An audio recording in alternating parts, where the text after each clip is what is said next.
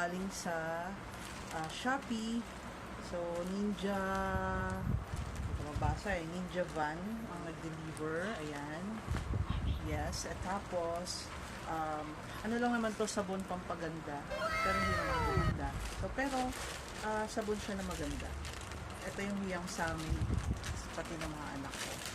So, ayan. Bubuksan ko na siya. Wala akong ibang ginagamit sa mukha ng sabon kundi ito lang. Ayan.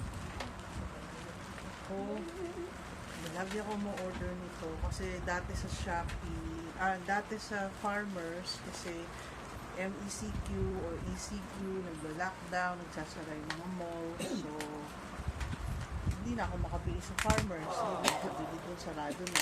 So, ginagawa ko, order na lang ako sa Shopee. Good thing, meron sa Shopee. Kasi kung hindi ko na alam ako saan ako kukuha nito. Kasi ito lang kasi ang hiyang sa atin.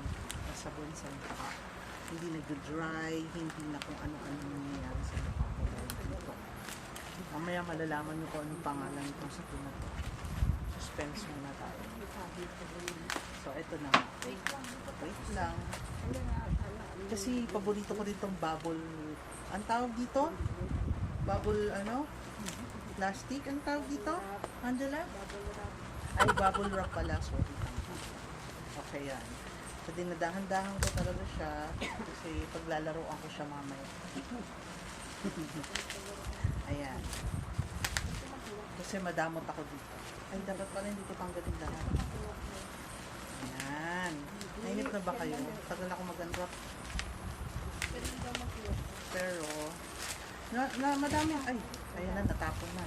Madami ako nasubukan ng mga sabon sa mukha.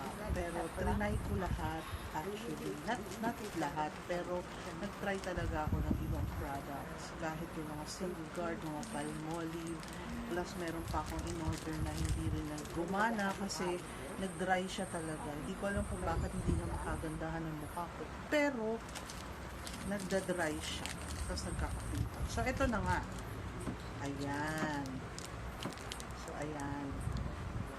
Ito lang yung nag-iisa kong product na ginagamit para sa mukha ko na hiyang din sa mga ibang anak ko. Ayan. Beauche. Ang sabi nila Beauche, hindi ko maintindihan. Ayan siya. So, umorder na ako ng marami sa Shopee kasi yun nga, sarado ang Farmers. Kaya, buti na lang merong thank you Shopee!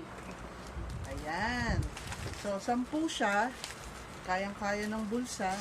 Kasi ang isa nito sa Farmers is 35 or 38. Pero 3 for 100 ang nabibili ko. Sa Shopee, 249, 10 na siya. So, di ba? Kasama na delivery charge, 294. Kasama delivery charge. Napaka-convenient. So, ayun na. Na-share ko lang. So, bye! Meron na naman akong laruan. Bubble wrap.